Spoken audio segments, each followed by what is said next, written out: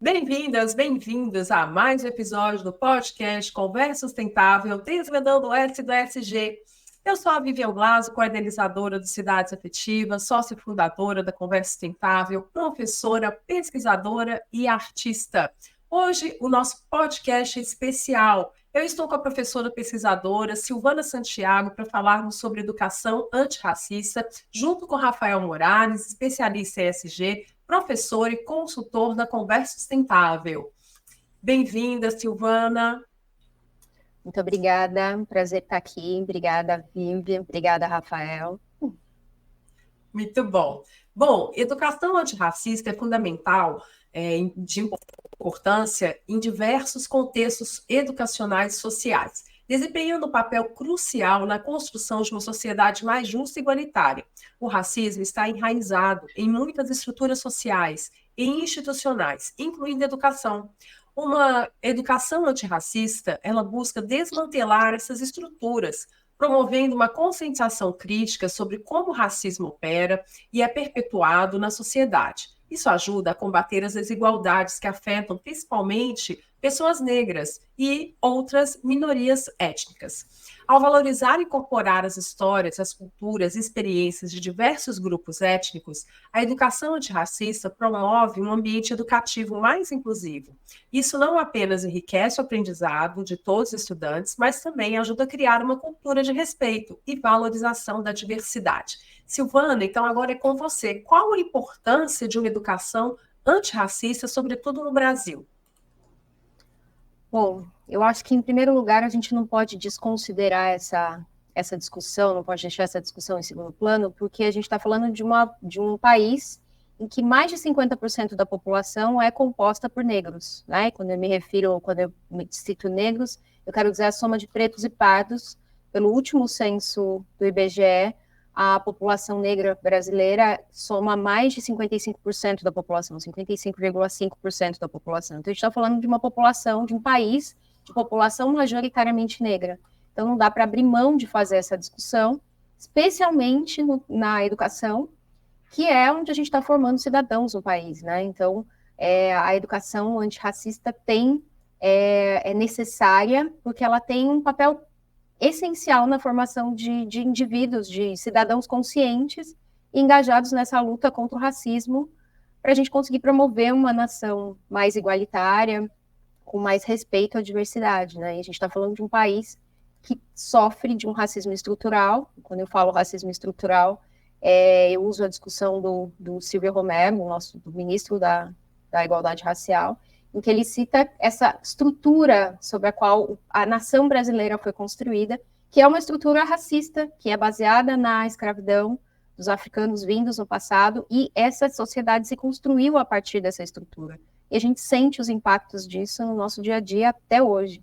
E a educação tem um papel essencial de romper com essa estrutura racista, por meio da educação, por meio do ensino. A gente está trabalhando com o futuro do país, né? Não dá para abrir mão dessa discussão junto com esse grupo. Acho que, além disso, tem uma questão de valorizar a diversidade. O Brasil é um país extremamente diverso, né? A educação é um lugar onde a gente precisa mostrar desde cedo para as nossas crianças a diversidade que existe no nosso país, a riqueza dessa diversidade. Uma questão de desenvolver uma identidade positiva. Então, quando você traz essa discussão para a sala de aula, a gente também está desenvolvendo uma identidade positiva dessa população negra que tem um passado de escravização e que precisa romper com essa identidade negativa ligada a esse passado. Eu acho que tem a questão de formar cidadãos conscientes e críticos, né? A gente precisa trazer esse debate, porque as crianças precisam sentir que elas são cidadãos em formação, e que elas precisam ter uma postura crítica diante do racismo. Bom, enfim, muitas questões aí que trazem essa importância da educação antirracista para pensar num ambiente escolar mais saudável, mais equitativo, pensar numa transformação pessoal, numa reflexão individual, né, sobre o papel de cada um na sociedade, fomentar a justiça social e, principalmente, levar em consideração os direitos humanos, né? Acho que quando a gente traz para a escola uma discussão de educação antirracista, a gente está colocando aí o princípio de igualdade, que é a base dos direitos humanos em pauta de uma maneira bastante importante. Sim, com certeza. Nós gravamos um episódio falando sobre afetividade e a questão da crise climática. A Vivian, inclusive, escreveu recentemente um artigo e publicou com o professor Pedro Jacob da USP. E no episódio a gente falou sobre a questão de como o indivíduo, né, ele acaba aprisionado dentro dessa lógica e dessa estrutura antirracista, dessa estrutura racista, profundamente desigual, e que ele dificilmente dá conta disso, de entender que ele está preso nisso, né?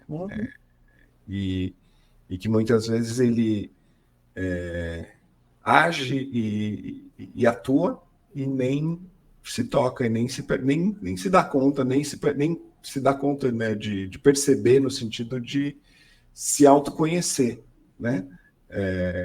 Fala um pouquinho sobre isso para a gente também, que é super importante. Eu acho que é exatamente isso que você está falando, Rafael. A questão do racismo estrutural é a perversidade dele, né? A sutileza dele. O quanto a gente percebe essa estrutura quando a gente passa a olhar para ela. Enquanto você não atenta o seu olhar para esse aspecto, ele está tão está tão enraizado na nossa sociedade, no nosso cotidiano, no nosso dia a dia, que a gente não se percebe nele se a gente não parar para olhar ele. Acho que, nesse sentido, mais uma vez, a educação racista é importante para abrir os nossos olhos também, de todo mundo.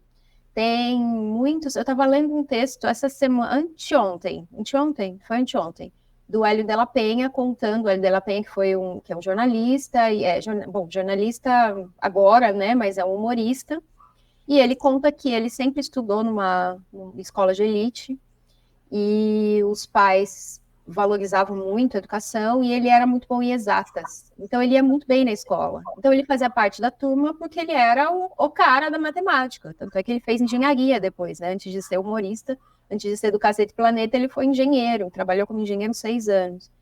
E o pai ficou horrorizado quando ele largou a engenharia, porque era essa questão de, para uma pessoa negra, estudar numa escola de elite, já é aí um primeiro chute na bolha, né? Ele já está fora do padrão do que essa sociedade espera dele. E aí ele foi para uma faculdade de engenharia, e aí, de repente, ele vira para o pai e fala que ele vai largar para ser artista. E ele fala que ele lembra, as memórias dele de infância, é de que ele não sofria racismo, porque ele era o cara bom na matemática, então ele era acolhido pelos colegas. Só que quando ele foi ficando mais velho, quando ele foi amadurecendo, quando ele foi percebendo mais essa estrutura, né, foi tomando mais consciência dessa estrutura, ele falou que ele percebeu que ele sempre sofreu racismo. Ele era um cara bom da matemática, ele estava na turma, mas as piadas eram piadas de negro, as coisas que ele fazia, aparecia a questão da cor. Ele disse que ele tinha muita vergonha quando ia ter aula sobre escravidão na escola, porque ele falava, agora eles vão perceber que eu sou preto, né? Não quero, me deixa quieto aqui. Então, para o negro também estar inserido nessa estrutura, tem aí uma série de nuances, uma série de delicadezas que a gente depende de abrir os olhos para conseguir enxergar, para conseguir perceber, para conseguir mudar, né? Então, eu acho que essa é a sutileza desse racismo estrutural, o quanto a gente está inserido nele, não percebe, é engolido por ele no dia a dia, e o quanto a gente precisa desse letramento, dessa educação, para ter consciência e mudar essa situação, mudar essa estrutura, né? Não é fácil mudar a estrutura. Então, a gente precisa ter consciência de que primeiro ter consciência de que ela existe, para conseguir fazer alguma mudança. Eu gostei dessa sua definição, uma sutileza perversa. Exatamente. Muito bom. Exatamente isso. Muito bom.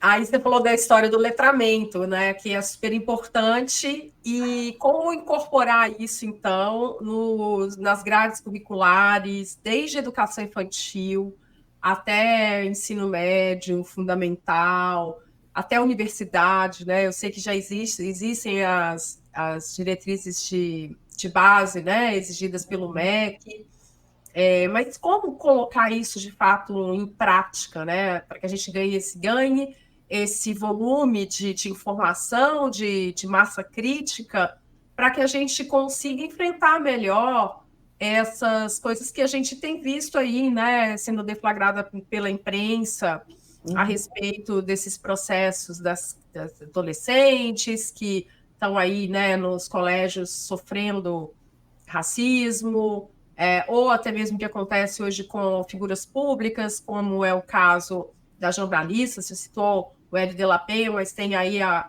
Maju Coutinho, temos aí também casos, né, por exemplo, com o jogador de futebol, com o Vini Júnior, enfim.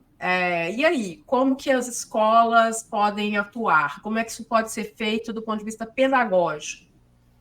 Bom, eu acho que em primeiro lugar é comprar briga, né? Eu acho que quando a gente fala existe uma lei que garante que o ensino de história da África, dos afrodescendentes e também das populações indígenas precisa ser ensinado nas escolas. Então, acho que um primeiro passo é estar de acordo com a lei. Eu acho que esse é um grande desafio no Brasil. A gente sabe que o Brasil tem uma tendência a burlar a lei sempre que possível, e na educação isso não é diferente. Tem uma resistência muito grande. E uma outra coisa que acontece mesmo quando a lei é implantada, ela é implantada para cumprir lei. Ela não é de fato implantada porque existe uma revisão curricular da escola. A escola precisa de fato estar disposta a comprar essa briga e fazer essa briga de maneira real, né? Trazer isso para o currículo desde a educação infantil. Eu acho que a gente tem muitos avanços na produção acadêmica. Nesse sentido, as cotas raciais foram um ganho muito grande. A gente ainda tem muito que avançar, mas a gente já tem uma massa intelectual formada por negros. Então, tem negros pesquisando negros no Brasil, algo que era raro. Quando eu entrei na universidade, quem pesquisava negros eram professores brancos, eram pesquisadores brancos. E tem um impacto, essa mudança tem um impacto, né? Você ter um lugar de fala, que não é só os negros podem falar dos negros, mas os negros vão falar dos negros de um outro lugar, a partir de um outro ponto de vista. Isso já mudou muito a produção acadêmica, então tem bastante coisa na academia sendo produzida por pesquisadores negros, coisas com muita qualidade. Só que essa pesquisa, esse material demora para chegar na escola, né? A escola tem uma distância grande aí entre a academia em todas as áreas, na história também, e talvez principalmente, por onde eu posso falar. Tem uma lacuna muito grande, um espaço de tempo muito grande entre o que é produzido na academia, começar a chegar na escola. Mas é importante começar a trazer isso. Eu acho que a gente pensando da academia para baixo, né, na escolarização, o que já tem produzido na academia dá para trazer para os alunos do ensino médio, então já dá para discutir intelectuais negros brasileiros da atualidade com os alunos do ensino médio, já dá para trazer esse debate para os mais velhos. E aí a gente descendo um pouco mais, o Fundamental 2, o que seria do 6º ao 9º ano, o cuidado em olhar os materiais que estão sendo adotados, tem muita literatura negra sendo produzida, então eu acho que é muito possível e é muito bacana trazer essa produção, então mostrar que existem autores negros no Brasil produzindo obras de qualidade, trazer para o conteúdo, para o currículo, a história das personalidades negras que fizeram parte da história brasileira. Tem muita gente aí que dá para trazer para essa discussão, para decolonizar o pensamento, né? Não só ensinar a história do negro a partir da escravidão. Tem muita coisa acontecendo para além da escravidão. A própria resistência à escravidão é um aspecto muito importante a ser destacado aí no currículo das escolas, e não só do ponto de vista da história, mas da literatura, das artes, da matemática. Tem uma etnomatemática linda que dá para trazer para as aulas de matemática e fazer projetos interdisciplinares. Tem escolas fazendo projetos muito bonitos na área de educação física, de trazer a cultura, as danças, a questão do corpo negro para dentro das aulas de educação física. Então, como é que os negros, os africanos, os negros no Brasil corporificam as suas crenças, o seu cotidiano na música, na dança, enfim, na produção de instrumentos musicais. Então, dá para trazer tem muitos elementos que dá para trazer nessa faixa etária, do que seria do 6º ao 9º ano. E a faixa que eu acho que mais tem em produção hoje é para a educação infantil, o ensino fundamental 1, os anos iniciais lá do ensino fundamental 1 e educação infantil. Tem muita literatura muita coisa, muito livro, que rendem trabalhos incríveis. A gente sabe que as professoras que estão ali no começo da escolarização têm uma capacidade incrível de articular esses projetos, né, de costurar esses projetos em diferentes áreas ali da construção do conhecimento dessas crianças. Então, eu acho que hoje existem possibilidades. O que é necessário é formação. A gente precisa investir de fato, cobrar e investir de fato na formação de professores para que saibam fazer essa conversa, saibam fazer essa discussão. E trazer pessoas que tenham lugar de fala, que tenham pesquisadores que estejam qualificados. Eu acho que a escola precisa fazer essa conversa, tanto pensando na escola pública quanto na escola privada. É porque para a gente combater uma sociedade de racismo estrutural, a educação antirracista ela é fundamental para mudar esse panorama, né? Sim. A educação é uma estrutura, né? Uma das estruturas sobre as quais a gente está assentado, né? Então, você ter uma educação comprometida, de fato comprometida com uma educação antirracista, sem dúvida, tem potencial para fazer mudança nessa estrutura racista. Mas tem muitas coisas aí no meio do caminho, emperrando tudo isso. Com certeza. Não, é só pensar, né? Que nós mesmos, né, que nos formamos já faz um tempo,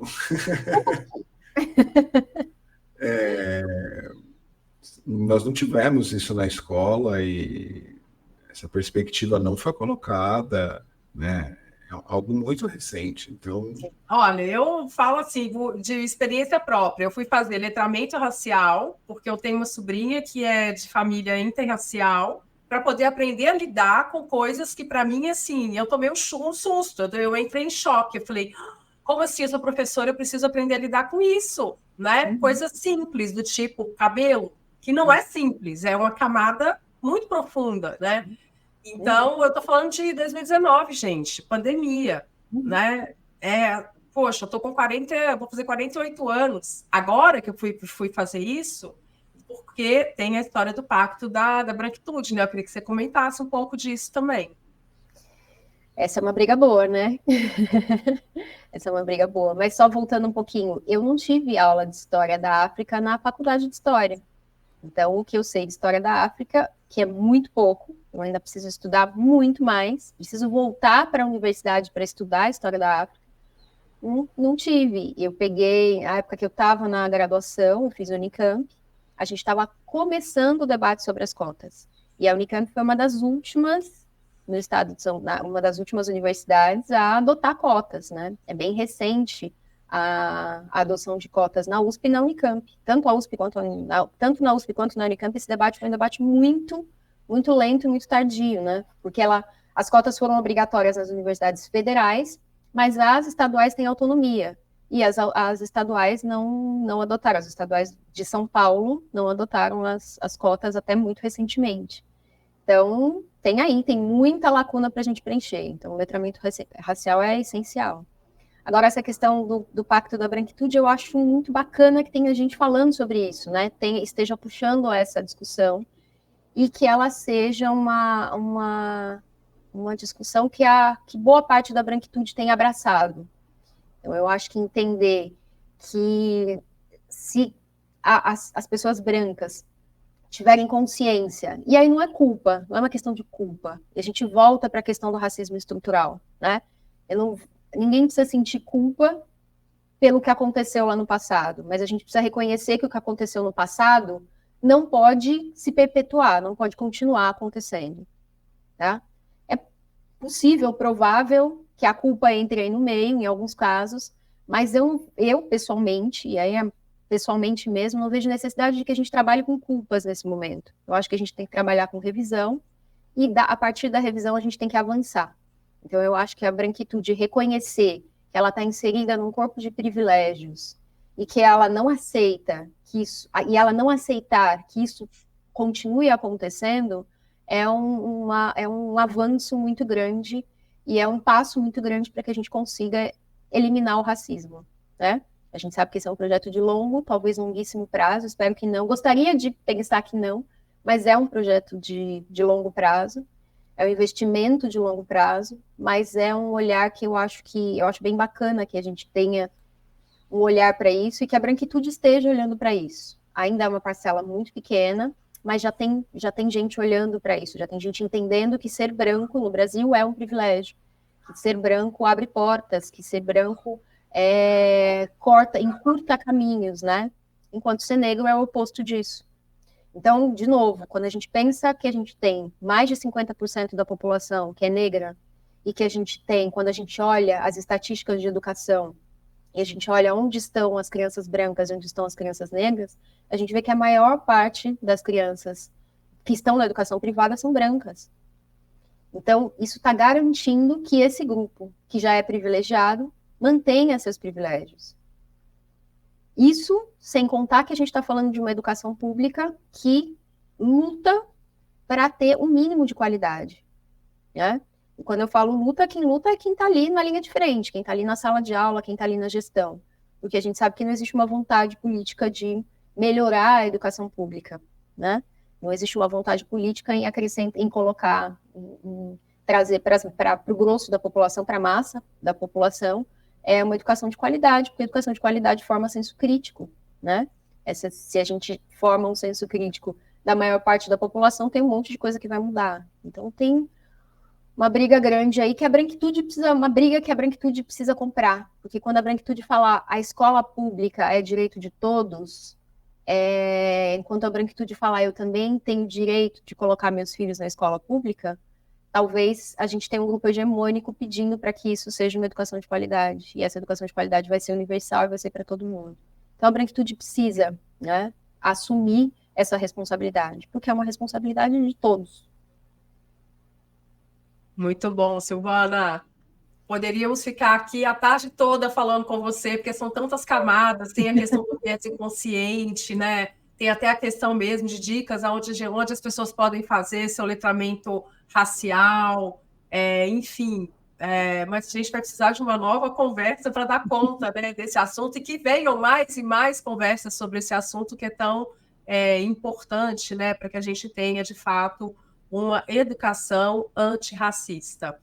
Bom, nós da Conversa Sustentável temos como causa cidades afetivas, um observatório de práticas sustentáveis e regenerativas. O nosso propósito é inspirar pessoas, organizações a redesenharem suas comunidades de forma colaborativa, tornando-as mais generosas e regenerativas. O fato de sermos interdependentes, seres humanos e natureza, é fundamental que cuidemos das nossas comunidades, organizações e cidades para regenerar o sistema socioecológico, tanto em escala local quanto global. Nosso podcast Conversa Sustentável acontece semanalmente às segundas-feiras, às 9 horas da manhã, e você pode ouvir nas plataformas do YouTube Music. Se você gostou desse episódio, compartilhe em suas redes sociais e não deixe de dar o seu joinha e vem conversar com a gente. Até a próxima, pessoal. Tchau!